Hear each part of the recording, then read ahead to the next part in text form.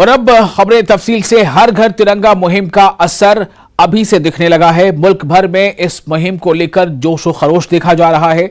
दुकानों से लेकर मकान और बाजारों से लेकर गली कूचों में इन दिनों हर तरफ तिरंगा ही तिरंगा नजर आ रहा है। मुल्क की आजादी को 75 साल मुकम्मल हो रहे हैं।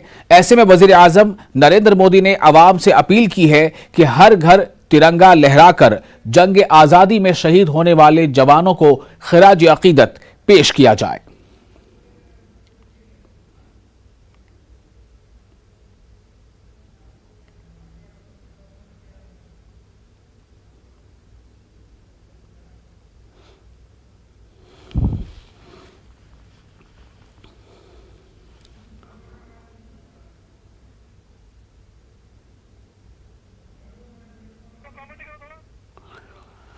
तो छोटे शहर हों या बड़े गलियां हों या बाजार, स्कूल हों या फिर कॉलेज, जो बच्चे भी हैं, जो तलबा हैं, सभी के दिलो दिमाग पर इस वक्त तिरंगे का सरूर छाया है और सब इस बात को महसूस कर रहे हैं कि ये जो आजादी हमें मिली हुई है, ये जो आजाद फिजा में हम सांस ले रहे हैं, ये हमारे लिए बहुत ही कीमती है। बेशक जो हमारे असलाफ ने कुर्बानियां दी और उसके नतीजे में हमें जो आजादी मिली, तो इस आजादी के 75 साल पूरे हो रहे हैं, तो हमें इसे बहुत ही खुशी के साथ मनाना है।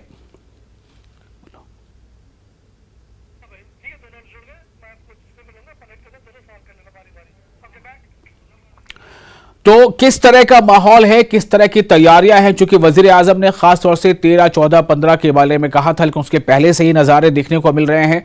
हम सीधे रुख करेंगे अपने दो नुमाइंदों का। हमारे साथ मौजूद हैं खुर्रम दिल्ली से और समीर बट जम्मू से।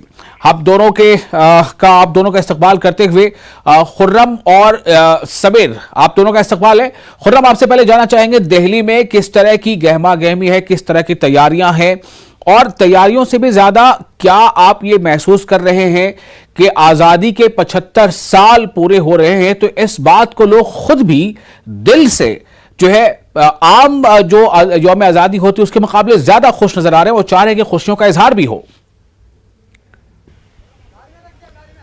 विशाल, देखिए, क्योंकि वज़ीर आज़म ने इसको हर घर तिरंगा और अमृत महोत्सव के नाम से पूरा एक बड़ा जश्न एक तरीके से सेलिब्रेट करने की दावत दी है पूरे मुल्क को, और ऐसा पहले से होता रहा है। आप देखिए कि चाहे स्कूल हो, कॉलेजेस हो, मोहल्ले हो, इलाके हों, सब जगह यौम आज़ादी पर प्रोग्राम होते रहे हैं, और जो हमारे शहीद हैं, मुजाहिदीन आज़ादी हैं जी, उनकी शहादत को, उनकी कुर्बानियों को और मुल्क को खुशहाल देखने की दुआएं, तमन्नाएं, तमाम जो चीज़ें हैं वो मुसलसल होती रही हैं। लेकिन इस बार कुछ अलग ख़ास है, क्योंकि दिल्ली में तैयारियां हैं वो पूरे शबाब पर हैं। चाहे वो वज़रा की रिहाइश गाह हो या फिर मिनिस्ट्रीज़ हो या फिर जो सरकारी दफातर हो, हर जगह आपको तिरंगा जो है बड़े पैमाने पर वो लगा हुआ मिलेगा। जो MPs हैं या फिर हमारे वज़रा हैं, उनकी रिहाइश गाह पर लगा हुआ है। दफातर में बहुत सारे तिरंगे लगे हुए हैं, उनके जहाँ से दाखिला होता है, एंट्री होती है, वहाँ पर तिरंगे लगे हैं, और पूरे जो कैंपसेस हैं वहाँ पर तिरंगे लगे हैं।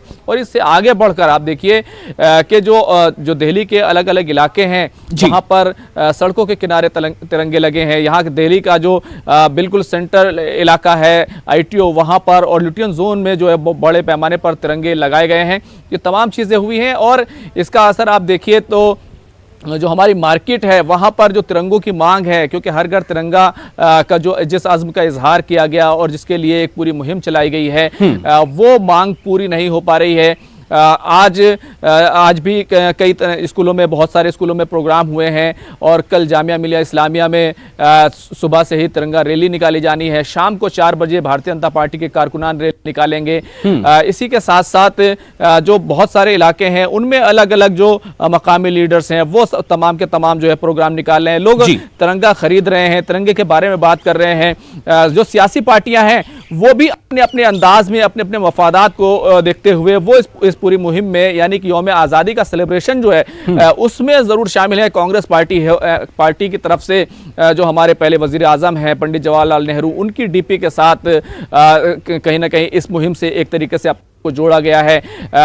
इसी तरीके से आप देखिए भारतीय जनता पार्टी ने तिरंगे के साथ अपने आप को जोड़ा है। तो ये तमाम चीज़ें तो हो ही रही हैं। ऑल इंडिया मजलिस इत्तेहादुल मुस्लिमीन है, उनकी तरफ बाज़ाब्ता मुस्लिम मुजाहिदीन आज़ादी को उनकी हुसूलियाबियों को, उनकी कुर्बानियों को सामने लाने के लिए मुहिम चलाई गई। तो विशाल, दिल्ली पूरे तौर से यानी कि दिल्ली का हर शख्स ये चाहता है कि वो इस जो आज़ादी का जश्न है, जो कौमी जश्न है, इसमें ज़रूर शामिल हो।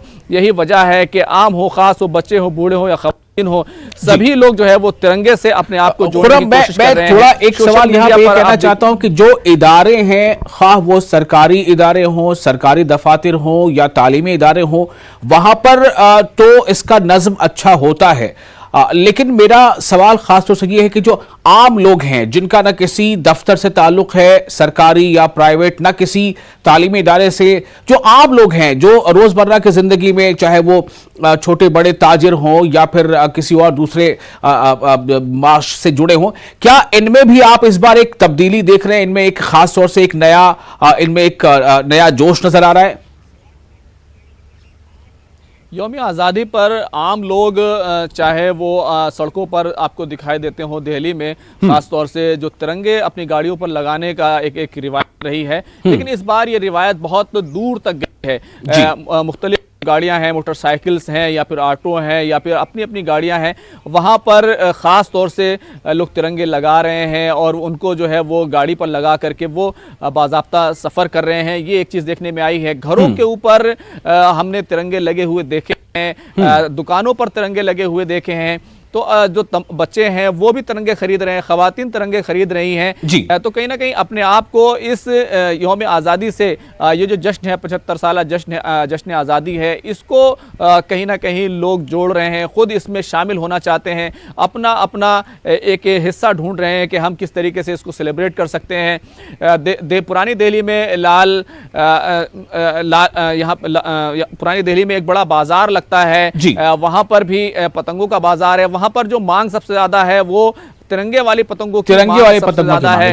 सदर बाजार में जो कारोबार होता है, जहां से तिरंगा सप्लाई होता है, तमाम जगहों पर भेजा जाता है, वहां पर मांग पूरी नहीं हो रही है। तो ये ग्राउंड स्टोरीज हमने फैक्ट्रीज में जाकर की है, हमने लोगों से बात की है, तो आम लोग पूरे तौर से शामिल हो रहे हैं, वरना इतने बड़े पैमाने पर तिरंगे की जो डिमांड है वो नहीं होती।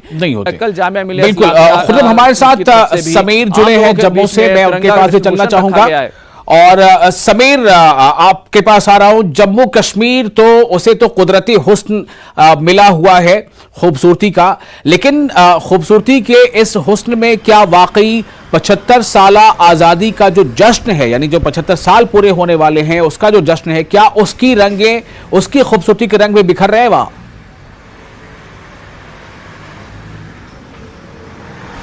जी बिल्कुल बिल्कुल विशाल, आपने सही कहा। और मैं आपको बता दूं, जब से ये कैंपेन शुरू हुआ है, हर घर तिरंगा का कैंपेन पूरे इंडिया में, तो जम्मू कश्मीर भी इससे पीछे नहीं है। जम्मू की बात तो पहले से हम कर रहे हैं। जम्मू में तो नेशनलिज्म का जो पिच था वो हमेशा हाई रहता था, लेकिन कश्मीर में आप देख से कल अनंतनाग में जिस तरह से एक बहुत बड़ी रैली ने तिरंगा की, हाउस बोट में जो डल लेक में तिरंगा यात्रा निकल रही है, हर जगह पे, बारामूला हो, कुपवारा हो, बडगाम हो, श्रीनगर हो या शोपियां जैसे इलाके में, पुलवामा जैसे इलाके में जो कभी मिलिटेंसी हिट रहते थे, वहां पे बहुत ज्यादा लोगों में जोश खरोश पाया जा रहा है। जम्मू की तो बात पहले से हम कर रहे हैं, जम्मू में हमेशा, और इस बार तो बहुत ज्यादा है। हर जगह हम देख रहे हैं, कई दिनों से जगह जगह रैलियां निकल रही हैं, बच्चे हों, ओवर एज जो बूढ़े लोग हों, चाहे किसी भी कम्युनिटी से ताल्लुक रखने हो। आज मदरसों में, यहाँ पे जम्मू के कई मदरसों में वहाँ पे जो है तिरंगा यात्रा निकाली गई। तो हर कम्युनिटी के लोग इसमें शामिल हो रहे हैं, हर मजहब के, हर एज के लोग इसमें शामिल हो रहे हैं और बढ़ चढ़कर हिस्सा ले रहे हैं। यहाँ पे बहुत सारे ट्रेड ऑर्गेनाइजेशन हैं। क्या आपने अगर तलबा से, स्टूडेंट से या आम लोगों से बातचीत की होगी, तो आपने क्या फर्क महसूस किया कि इस बार का जो जश्न आजादी है वो गुज़िश्ता बरसों के मुकाबले क्यों अलग है, क्यों खास है? क्या कहते हैं लोग? देखिए, इसमें बहुत सारे 2-3 रीजन देखिए, इसमें दो तीन रीजन हैं। सबसे पहला कि हम 75वीं जो है यौम आज़ादी मना रहे हैं और एक सेलिब्रेशन है, प्राइम मिनिस्टर ने इस पे अपील की है तो उसका बहुत ज़्यादा असर है। उन्होंने कहा कि हर घर तिरंगा जो है, उस कैंपेन को, इस मूवमेंट को एक कामयाब मूवमेंट बनानी है, तो उसका असर लोगों में दिख रहा है। दूसरा जो हालात है यहाँ जम्मू कश्मीर में, आपको पता ही है जब से 370 हटा है उसके बाद खासकर जम्मू में लोग जो है नेशनलिज्म के इशू पर बहुत ज़्यादा यहाँ पे इमोशनल कार्ड भी खेला जाता है। बीजेपी ने बहुत ज्यादा यहाँ पे ग्राउंड पे कोशिश की है लगातार। यहाँ पे जब ये कैंपेन थी उससे पहले ही उन्होंने तकरीबन 2 महीने तक जगह जगह पर रैलीज की और लोगों को समझाया कि हर घर तिरंगा क्यों कामयाब बनाना है, इसको क्यों कामयाब बनाना है। तो हार्ड वर्क बहुत ज्यादा की उनके वर्कर्स ने, और आम लोग, जिस तरह मैंने कहा, ट्रेड ऑर्गेनाइजेशंस हों, पॉलिटिकल ऑर्गेनाइजेशंस हों, और यहाँ तक कि अब जबकि ये मसला सियासी हो गया क्योंकि बीजेपी इसमें बहुत ज्यादा आगे आई, तो कांग्रेस जैसी पार्टियां वो भी अब हर घर तिरंगा को कैंपेन को लॉन्च कर रही है। हर जगह उनके झंडे दिख रहे हैं, वो भी अपने तरीके से इसको कामयाब बना रहे हैं। तो आपने कहा अपने तरीके से, खुर्रम ने कहा कि सोशल मीडिया पर आप देखें तो कांग्रेस पार्टी जो है वो नेहरू के साथ, नेहरू और तिरंगे के साथ का डीपी जो है उसे यूज कर रही है। तो जमीन पर अगर ये मामला अगर आपको दिख रहा है तो उसमें किस तरह की मतलब क्या क्या क्या रंग उसके दिख रहे हैं कि अगर कोई दूसरी पार्टी है तो वो किस तरह से मतलब तिरंगे रैली को अपना रही है ताकि उसको ये भी ना लगे कि सियासी फायदे में हम पीछे न रह जाएं? जी बिल्कुल बिल्कुल। मैं आपको कांग्रेस के जो यहाँ पे लीडर्स हैं जम्मू की अगर हम बात करें तो उनसे हमारी जब बात हुई, उन्होंने कहा कि नेशनलिज्म का पाठ बीजेपी हमको नहीं सिखा सकती। उन्होंने कहा कि इंदिरा गांधी से लेकर राजीव गांधी तक उन्होंने जो फॉर्मर प्राइम मिनिस्टर थे, उन्होंने सैक्रिफाइसेस किए, उन्होंने कुर्बानियां दी देश की खातिर। पंडित नेहरू ने देश को जब आज़ादी मिली उसके बाद उन्होंने देश को संवारा और यहाँ पे डेवलपमेंट का जो एक इनिशिएटिव है उसको स्टार्ट किया। तो वो कहते हैं कि आज बीजेपी उनको ये बोलिए कि आज़ादी के जो 75वें साल पे ये कर रहे हैं, जश्न मना रहे हैं, तो उन्होंने आज़ादी मूवमेंट को, जो इंडिपेंडेंस मूवमेंट है, उसमें कितना हिस्सा लिया है, उनके कितने लोग इसमें जेल गए हैं, कितने लोग। तो ये जो है पॉलिटिकल तरीके से सियासी तौर पर बीजेपी वर्सेस कांग्रेस हो गया। लेकिन जहां जहां भी हम देखें, अगर ये सियासी भी हो गया है, हाँ। लेकिन इसने सियासी रूप भी धारण कर लिया है, लेकिन हाँ। जो जोश और जो वलवला है हर एक नेशनलिस्ट का है, हाँ। उसको हम सियासत के साथ नहीं जोड़ सकते हैं। सियासत हाँ। अपनी जगह हो रही है, लेकिन जो हमने देखा आम लोग जो हैं वो इसके साथ जुड़े हैं। ऑफिसेज वो जिस तरह खुर्रम कहते हैं कि दिल्ली में ऐसा हो रहा है, जम्मू कश्मीर में भी यही हो रहा है, जगह जगह पे झंडे दिख रहे हैं। खुर्रम, मैं आपके पास आता हूं इसी सवाल को आपके पास लेकर के, दुकानों के सामने। तो वो जैसा समय ने बताया कि बीजेपी जो है जाहिर है कि इसको वजीर आजम ने कहा था तो इसे पार्टी से जोड़ दिया गया, और पार्टी से जोड़ देने के बाद दूसरी पार्टी को लगता है कि भाई हम इस फील्ड में कहां पर हैं। तो जो और दीगर पार्टियां हैं उनका रुख और आजादी के जश्न को लेकर उनका इकदाम क्या देख रहे हैं आप, क्या महसूस कर रहे हैं खुर्रम? देखिए, जब से भारतीय जनता पार्टी की तरफ से दिल्ली में तिरंगा रैली निकाली गई और हर घर तिरंगा का जब से नारा दिया गया, तो एक तरफ भारतीय जनता पार्टी है और एनडीए है, दूसरी तरफ अपोजिशन है।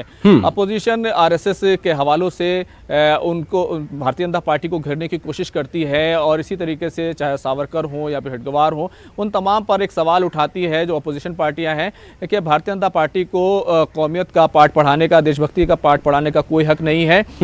हम अपने अंदाज में, मैंने पहले ही कहा था कि सियासी मफादात के तहत तमाम काम हो रहे हैं। दिल्ली में जैसे कि वज़ीर आला अरविंद केजरीवाल उनकी सरकार है, तो दिल्ली में 500 तिरंगे लगाने का उन्होंने ऐलान किया है, और 165 से ज़्यादा तिरंगे वो दिल्ली में लगा चुके हैं। बड़े बड़े तिरंगे दिल्ली में लगाए गए हैं। तो तिरंगे के साथ सभी लोग अपने आप को जोड़ रहे हैं। तो ये एक तरीके का कहना चाहिए कि सियासी तौर पर अपनी अपनी बात के बावजूद एक कॉकटेल तैयार हो गया है जिसमें तमाम हिंदुस्तानी अपने अपने अंदाज में शामिल हैं। सियासी पार्टियां भले ही अपनी बात कर रही हो, लेकिन जो हिंदुस्तानी है वो यौम आज़ादी को और मुल्क से मोहब्बत को कहीं ना कहीं आगे लाते हुए वो अपने आप को इस तिरंगे से जोड़ने की जो कोशिश कर रहे हैं, जिस तरह का कॉकटेल है, सियासी पार्टियां उसमें अपनी जगह बनाने की कोशिश कर रही हैं, अपने अपने अंदाज में लोगों को अपनी तरफ रागिब करने की कोशिश कर रही हैं, लेकिन तमाम जो हिंदुस्तानी हैं वो यौम आज़ादी को और अपनी हुब्बुल वतनी को कहीं ना कहीं तिरंगे से जोड़कर देखते हैं। इसलिए तमाम लोग जो है उसमें शामिल होना चाहते हैं।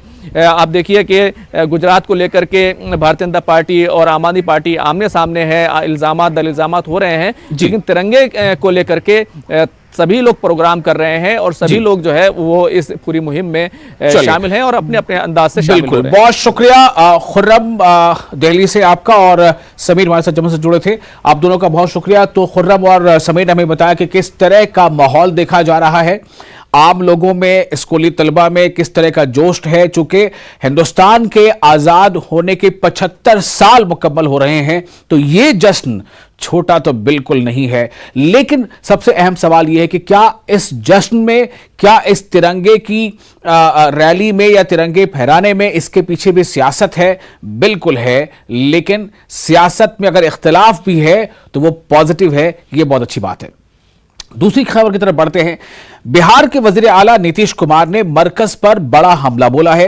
नीतीश कुमार ने कहा है कि ईडी और सीबीआई का गलत इस्तेमाल हो रहा है, यानी कि उनका यह कहना है कि दुरुपयोग हो रहा है या गलत इस्तेमाल हो रहा है, तो यह आवाम भी, जनता भी देख समझ रही है।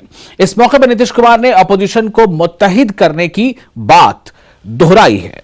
चलता है संविधान के मुताबिक और संवैधानिक प्रावधान है, केंद्र को क्या करना है, अलग अलग राज्यों का क्या अधिकार है, जो वसूली करते हैं उसमें राज्यों को क्या अधिकार है, ये सब निर्धारित है।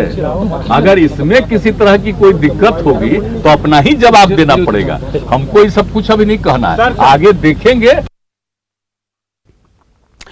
तो नीतीश कुमार की ये बात आपने सुनी जब उन्होंने ओहदा संभाल लिया था, 8वीं बार जब उन्होंने हलफ लिया था, उसके बाद से लेके अब तक 1-2 बार 3 बार उनके बयान आ गए और हर बयान में उन्होंने इशारों में बहुत कुछ कह दिया है। इतना कुछ कह दिया है कि जो इस मामले को समझते हैं, जो माहिरीन हैं, जो मुबस्सरीन हैं, उन्हें बिल्कुल साफ पैगाम मिल गया है कि नीतीश कुमार दरअसल करना क्या चाहते हैं, कहना क्या चाहते हैं, बताना क्या चाहते हैं, सुनाना क्या चाहते हैं। संजय कुमार हमारे साथ मौजूद हैं पटना से, आइए चलते हैं उनके पास, हमारे नुमाइंदे हैं। संजय, क्या हमें बताना या सुनाना चाहते हैं? संजय, मेरा सवाल सीधा यही है कि बिहार में आप कितना कुछ बदला देख रहे हैं और नीतीश कुमार के इस सवाल पर दिया गया जवाब कि क्या ईडी और सीबीआई ये सब मामले जो हैं, क्या उसका भी कोई इस पर असर पड़ सकता है या इसको आप कैसे देखते हैं?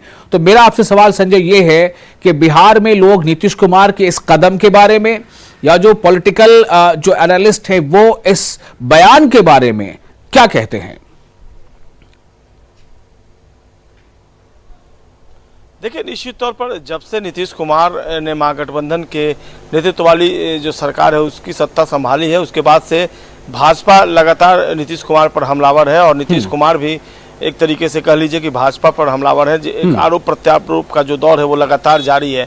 और इस बीच आपको याद होगा कि जब सीबीआई की टीम ने छापेमारी की थी रेलवे से रिलेटेड जो इश्यूज था लालू प्रसाद यादव और राबड़ी देवी के ठिकानों पर, उस समय नीतीश कुमार की पार्टी जो है जदयू, उसने किसी तरह की कोई प्रतिक्रिया नहीं जाहिर की थी और साफ तौर पर मना कर दिया गया था प्रवक्ताओं को कि इस इशू पर कोई जो प्रतिक्रिया है वो नहीं देनी है।